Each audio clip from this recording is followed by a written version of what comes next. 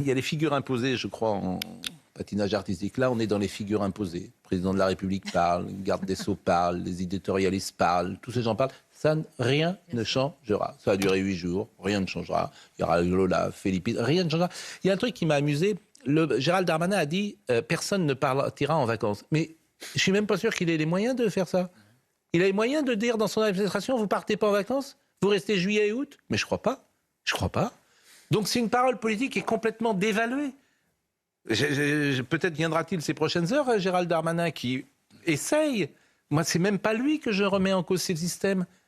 Les hommes politiques ne sont impuissants. Donc c'est le cirque. Donc tout le monde parle, rien ne changera. Mais la question c'est, ils parlent certes, mais qui les écoute? Parce qu'en fait, ils parlent. Hier, j'ai noté un point important. À la Marche Blanche, ils ont demandé aux hommes politiques de ne pas venir. Oui. Pour moi, c'est très significatif. C'est ce que j'entends beaucoup autour de moi. Il y a une défiance, mais XXL à l'égard de tous les responsables politiques. Là, il y a un. Mais c'est à la fois de leur faute et pas de leur faute. C'est-à-dire que c'est à la fois de leur fait, parce qu'ils ont tout laissé, depuis 40 ans, ils ont tout laissé filer. Et puis ceux qui arrivent aujourd'hui, ils héritent de la situation. Gérald Darmanin, il n'est pas le responsable. Pardon, mais il ne peut pas agir sur son administration. Qui vire les mecs? Les mecs, pardonnez-moi. En dehors de excusez-moi, je retire ce mot. Qu'il vire les gens incompétents, qu'il les convoque. L'histoire des vacances, c'est très intéressant. Moi, est-ce qu'il a le pouvoir de dire, en fait, vous travaillez juillet et août? Ah, là, ça va commencer à bouger. Et puis, je vais vous dire, les magistrats, tous les avocats que je rencontre, parlent d'une morgue, une manière, un état d'esprit. Tous les avocats disent, ils ne nous disent même pas bonjour. Moi, j'ai une avocate qui dit, je rentre dans la salle du juge, je lui dis bonjour madame. Elle ne lève même pas la tête. Parce que c'est une réalité. Tu as l'impression que les juges d'instruction, ils instruisent qu'à charge. Tu as l'impression qu'ils veulent se payer de temps en temps les uns et les autres, et puis d'autres pas. C'est aussi un état d'esprit, une psychologie.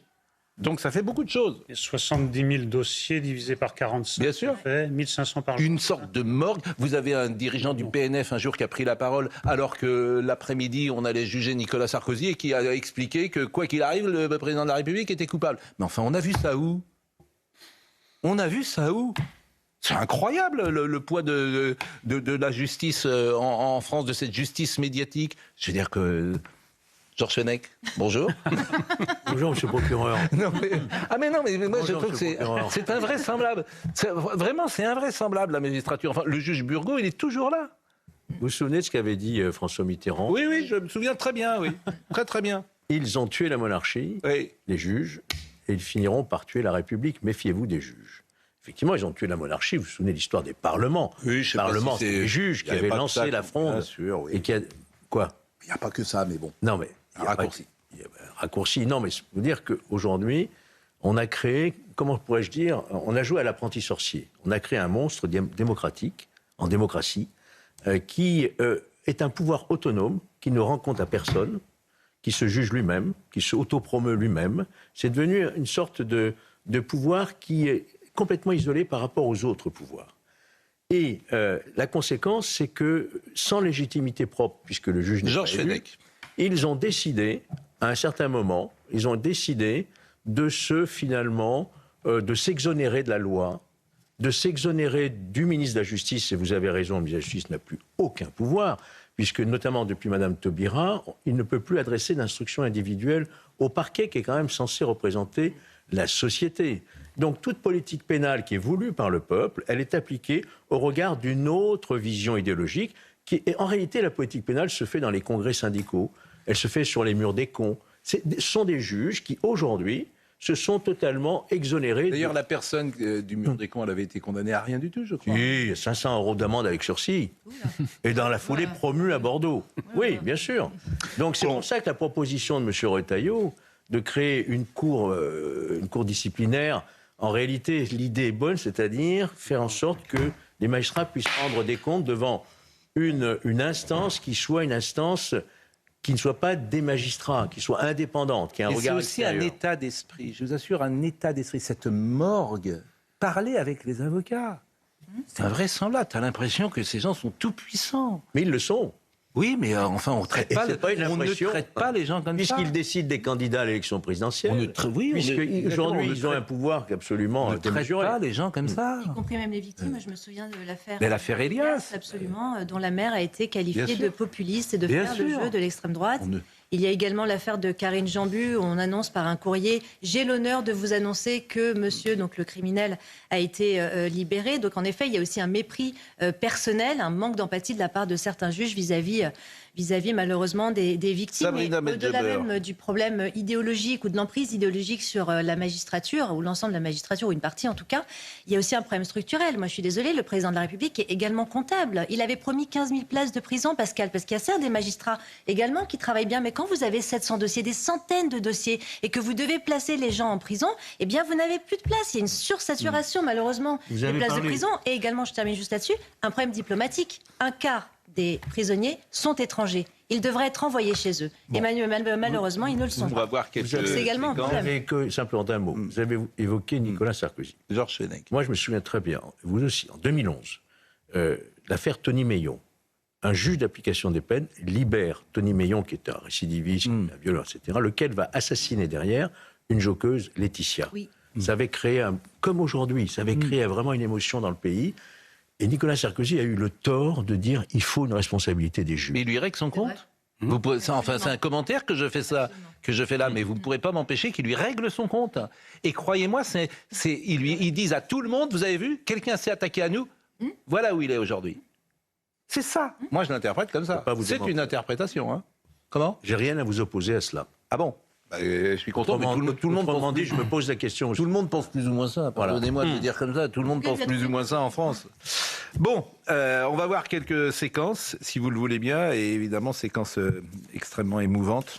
Hier, il y avait 6000 personnes se sont rassemblées à l'occasion d'une marche blanche à Fleurance, dans le Gers, pour rendre hommage à la petite Liana, 11 ans, dont le corps sans vie a été retrouvé jeudi à Puy-Casquier. Voyez cette première séquence.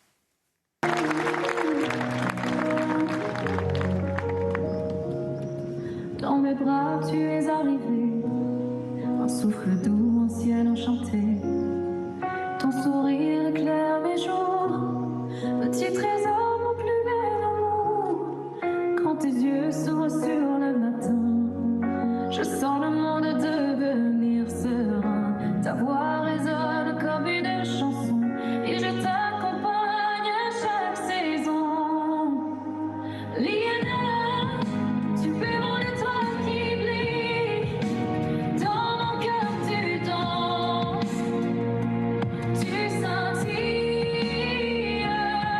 chaque instant je garderai, tu es ma plus grande fierté. Même si la nuit parfois fait peur, tu trouveras toujours ma chaleur. Ta lumière guide mes pas, Liana, je crois en toi. Chaque jour, je te vois grandir dans mes bras. Avec cette musique qui résonnait dans cette petite ville de Fleurance. Je vous propose de voir et d'écouter le sujet de Sarah Fenzari qui nous rapporte ce qui s'est passé hier. Le silence est parfois plus fort que les mots. Et hier après-midi à Florence, des milliers de cœurs se sont réunis pour rendre hommage à Liana. La marche s'était lancée devant la piscine où la fillette a été vue en vie pour la dernière fois. En tête de ce cortège, ses parents, le visage fermé, marqué par la douleur. Dans leurs mains, une banderole. Liana, on t'aime, tu nous manques. Derrière eux, plus de 6000 personnes sont présentes. Des familles, des enfants, des anonymes, venus parfois de très loin, tous réunis autour d'une même peine. J'ai fait 200 km pour être là, auprès des parents, participer à cet événement qui est très très émouvant, très émouvant. Durant 1h30, chaque pas est lourd, lourd de tristesse, d'amour aussi, et de solidarité pour ceux qui affrontent aujourd'hui l'impensable. Je trouve que c'est inadmissible tout ce qui s'est passé et d'avoir laissé une personne comme ça faire ce qu'il faisait, avec plusieurs choses déjà qui sont contre lui, je trouve ça vraiment inadmissible. Le cortège rejoint cette place où une estrade a été dressée pour les proches et dans un immense silence, la tante de Liana s'adresse à la foule. Liana, pardon pour ce que tu as vécu. Nous t'aimons tellement. Des mots forts aux côtés des parents de Liana qui s'effondrent dans les bras de leurs proches. La famille est venue adresser un message. Plus jamais ça. 3 mots simples, mais portés comme un cri silencieux. Plus qu'un hommage à Liana, l'espoir d'une promesse collective. Plus jamais ça, mais il faut changer le système. Autrement, les mêmes causes produisent les mêmes effets. Mathilde Ibanez est en direct de Florence et je la salue. Bonjour Mathilde, et je crois que vous étiez devant l'école et vous avez croisé les élèves qui sont revenus. Quand ils avaient quitté l'école vendredi, ils ne connaissaient pas cette abominable nouvelle. Et ce matin, évidemment, ils ont parlé avec leur famille, sans doute, de la Liana durant tout le week-end. Bonjour Pascal, en effet, les collégiens que nous avons rencontrés sont déjà tous venus hier sur cette marche blanche. Aujourd'hui, ils reprennent le chemin de l'école et c'est dans un climat extrêmement pesant avec beaucoup d'émotions qu'ils rejoignent leur classe.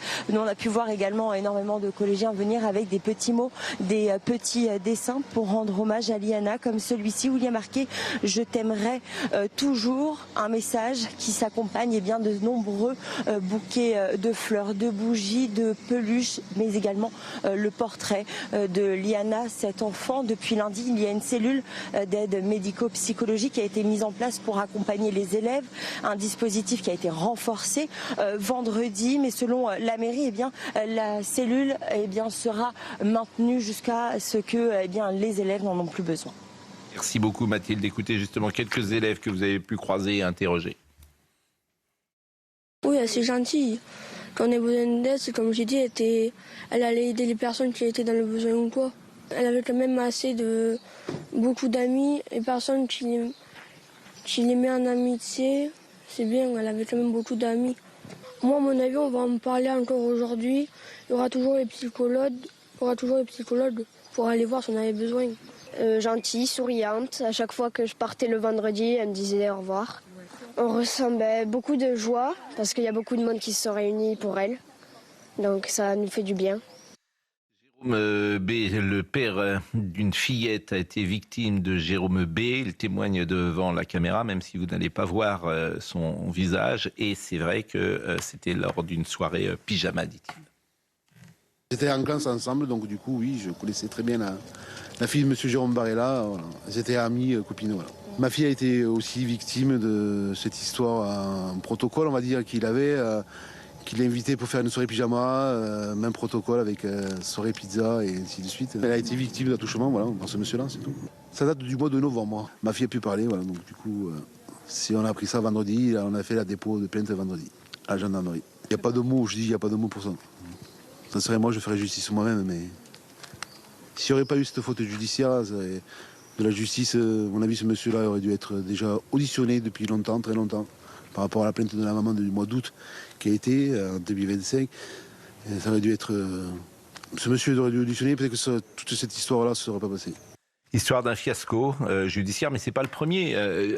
Si vraiment, Gérald Darmanin, ce serait intéressant, si vous voulez marquer les esprits, la mère d'Elias, qui demande à rencontrer les 2 juges, et le procureur a refusé. Oui. Il dirait, vous allez les rencontrer aujourd'hui. Et puis je vais être là, moi.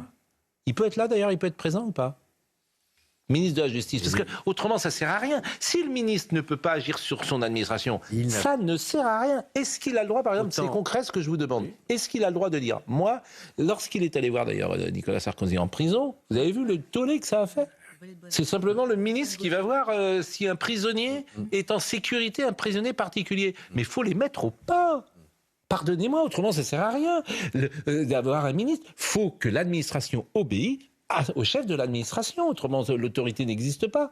Autrefois, le garde des Sceaux était chef ultime du parquet. Oui. Aujourd'hui, il ne l'est plus. Et il faut mettre ces gens-là au pas. Ça s'appelle autrement, l'autorité de l'État n'existe pas. Je suis désolé de le dire comme ça. Vous avez dans les tiroirs une procédure de réforme constitutionnelle qui fera en sorte qu'il ne pourra même plus nommer les procureurs comme il l'entend. C'est-à-dire que les procureurs seront nommés après avis conforme du Conseil. Oui, ça s'appelle le corporatisme. Si vous voulez, c'est le Je pense que la justice, elle souffre de ça, de corporatisme qui naît dès le départ à l'école et qui va se perpétuer ensuite sur le plan syndical, etc.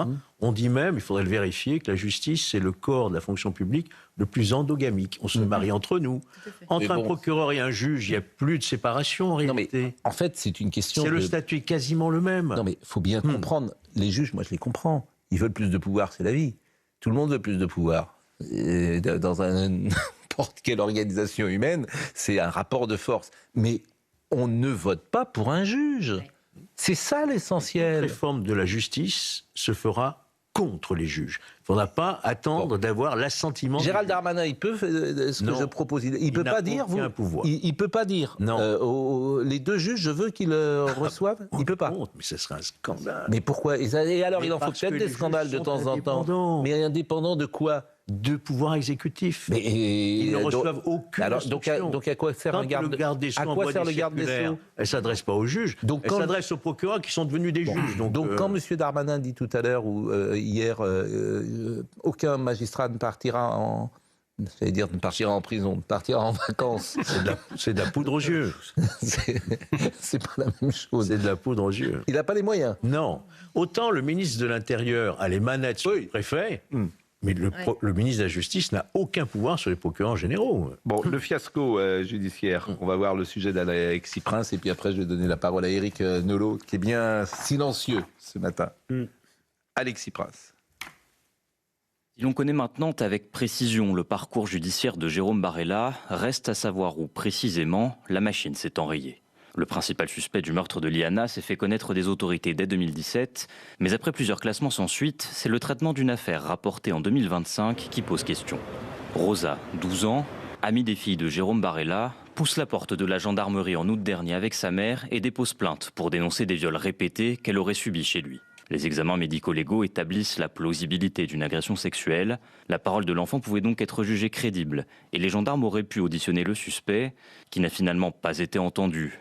La gendarmerie du Gers n'a pas non plus fait le choix de confier l'affaire à une brigade de recherche qui compte pourtant davantage d'officiers de police judiciaire spécialisés. Du côté de la justice, le dossier avait été transféré du parquet de Toulouse à celui d'Auch par voie postale.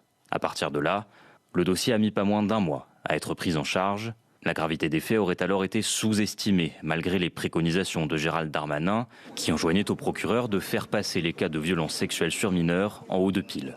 L'enquête administrative, qui vise à établir des responsabilités dans la chaîne pénale, doit précisément débuter aujourd'hui à Auch. Éric Nolot, je disais que vous étiez silencieux. J'étais silencieux pour plusieurs raisons. D'abord, je regardais les images, la marche blanche, ça défie un peu le commentaire. Bon. Et ensuite, en soi, on se dit que c'est un pic d'émotion qui va retomber. Et beaucoup de gens attendent que ça retombe pour que ça s'oublie, qu'on passe à autre chose. Et puis, quand on nous annonce des grandes mesures, vous avez déjà soulevé le problème des vacances. Et techniquement, on ne peut pas rouvrir 70 000 dossiers en 45 jours. Ce n'est pas possible. Vous pouvez faire la division que vous voulez, ce n'est pas possible. Et ensuite, quand vous les avez ouverts, il n'y a pas le personnel pour mener 70 000 enquêtes, même si vous arriviez à les rouvrir. Donc tout ça est un peu désespérant parce qu'il y a un air de déjà-vu, en effet, une litanie de prénoms féminins, où vraiment il y a une telle émotion qu'on se dit les choses vont changer, ce ne sera jamais plus comme avant, et les choses redeviennent comme avant. Oui, mais 70 000 dossiers, c'est un archipel. C'est terrifiant, un archipel de la pédocriminalité. En écoutant tout ça, je pensais à l'application des peines, ce que risque cet individu. Et je pensais à un procès extrêmement célèbre sous l'Ancien Régime du plus grand pédocriminel français, qui est Gilles de Rais. Des centaines d'enfants assassinés. Il a été jugé équitablement et brûlé. Dieu merci, il n'y a plus de... Oui, même si c'est un sujet tabou dans les médias, parce que personne ne parlera de la peine de mort, mais c'est un sujet qui existe dans l'opinion publique. Oui. Ça, je l'ai entendu tout le week-end. Parce que meurtre d'enfant, vous allez devant le plus grand nombre, tu tues un enfant de 11 ans, il y a beaucoup de gens pour qui c'est... Il faut ajouter une chose, c'est que derrière ces 70 000 dossiers, il y a 3 millions de plaintes en attente. Et parmi ces 3 millions, il y a des faits très graves qui ne concernent pas des viols sur mineurs, mais qui concernent des faits extrêmement graves. Alors là, ceux-là, perdus pour la cause. C'est intéressant d'ailleurs, parce que c'est toujours pareil, les médias ne reflètent pas la réalité de ce pays. Par exemple, la peine de mort, c'est le sujet tabou. Sujet tabou, on n'en parle pas. Et la castration chimique aussi. Voilà. Ça, c'est dans la Constitution d'ailleurs. Oui, mais je ne vous dis pas que... Je ne donne pas là mon avis. Ce n'est pas mon avis que je donne. Je dis simplement c'est un sujet tabou. Alors que l'opinion publique, dans l'opinion publique, il ne l'est pas. Ni plus ni moins. Et ce n'est pas mon avis. D'ailleurs, tout le monde s'accorde à dire que ce n'est pas une mesure qui est efficace. Il n'y reviendra pas dessus. Vous savez, tout est possible. On revient. Tout est toujours possible. Mais même pas souhaitable, si vous voulez. Oui, sans doute. Vous avez raison, sans doute. Dans tous les pays où elle a été abolie, on a démontré qu'après l'abolition, il n'y a pas eu plus de crimes qu'avant l'abolition. Elle n'est pas dissuasive. Mais je vous assure... J'entends ce que je dis là, je sais que ça va heurter... mais c'est ainsi. Il n'y a pas de solution de la peine de mort, on y reviendra. Et je pense que vous avez, sur ce point de vue-là, raison. Je ne peux pas vous dire autre chose, vous avez raison. Gérald Darmanin, écoutons Gérald Darmanin, qui est pour une mise au point, si j'ose dire, et qui tape du poing sur la table. Mais quels sont ses moyens? Et ça, c'est une vraie question. Vous dites qu'il n'en a aucun. Écoutons le ministre de la Justice. On va prendre ressort par ressort toutes les plaintes. Et au 14 juillet, je vais les réunir à nouveau. Et moi, je ne partirai pas en vacances. Et il n'y a pas un haut magistrat qui va partir en vacances tant que je n'aurai pas vu un par un les procureurs généraux pour qu'on fasse le bilan de sa cour d'appel, qu'on voit ce qui manque, s'il y a des difficultés ici ou là, peut-être des problèmes avec le ministère de l'Intérieur, peut-être des problèmes d'experts parce qu'il manque des psys ou des médecins légistes. Il peut y avoir ce genre de problème. Ce n'est pas manifestement le cas dans l'affaire de Liana. Mais je parle en général. Et personne ne partira en vacances tant que je n'aurai pas la certitude que toutes les plaintes pour lesquelles les procureurs de la République ont ouvert une enquête qui concerne les enfants n'a pas été correctement... Intéressant, on va vérifier. Ce qu'il appelle aux magistrats, c'est qui? C'est combien de personnes en France, les hauts magistrats? Il va s'adresser aux procureurs généraux. Il y a un procureur général par cour d'appel. Donc il doit y avoir à peu près 34-35 cours d'appel. Eh bien, on prévient les 35 hauts magistrats, pas de vacances cet été, de la cour d'appel. Pourquoi? Non, mais ce qu'il a voulu dire, on ne va pas le prendre au pied de la lettre. Mais si, moi je le prends au pied de la lettre. Personne ne prend jamais au pied de la lettre les choses. Déjà, vous commencez par dire, vous êtes formidable. Ils vont bosser. Ben, bien sûr qu'ils vont. Je suis désolé de vous le dire. C'est pas au pied de la lettre. Ils vont bosser, ça s'appelle. Ils vont faire le job. Des congés, c'est comme ça. C'est intéressant comme réaction. Mais oui, c'est votre. En fait, vous analysez parce que vous savez que. Je sais très bien qu'il y aura. Parce que vous savez que c'est du pipeau, en fait. Et voilà. Bien sûr. Oui, très bien. C'est honnête. Là où il a un pouvoir, c'est l'organisation de la justice, c'est-à-dire plus de magistrats ici. Qu'ils fassent une réunion tous les matins. Oui, mais avec eux, demander sur des plaintes individuelles, il n'a plus le droit de donner des instructions individuelles dans les dossiers. Je l'ai dit, voilà. Bon, écoutez ce deuxième intervention de M. Darmanin sur les 70 000 plaintes. Leur dire qu'ils ont par ailleurs jusqu'au 14 juillet, c'est-à-dire un mois, pour reprendre l'intégralité des plaintes qui touchent les enfants. L'intégralité des plaintes qui touchent les enfants. Il y en a à peu près 70 000 qui touchent aujourd'hui les enfants, soit pour des viols, soit pour des attouchements sexuels. Sur les 500 plaintes, alors je reçois évidemment beaucoup de messages, sur les 500 plaintes, le parquet n'a connaissance que de 50, paraît-il. Bon. Louis Alliot était hier sur l'antenne de CNews et il a réagi sur ce sujet. Écoutez-le. Il y a au sommet de l'État un dysfonctionnement majeur qui touche la justice, mais là où je ne suis pas d'accord avec un certain nombre de choses que j'ai entendues, qui touchent la politique.